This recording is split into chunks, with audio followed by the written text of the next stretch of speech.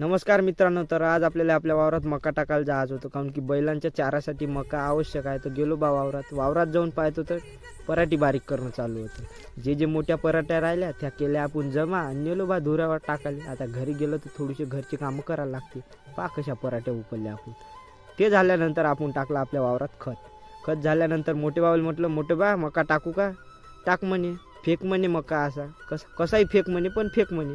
फेकला बा मक्का. ते झाल्यानंतर मक्यावर चालवला आपण रोटावेटर झाल्यानंतर पहा आपल्या गावातले आपले पोट्टे आपला डायलॉग जमला का बे पोट्ट्या.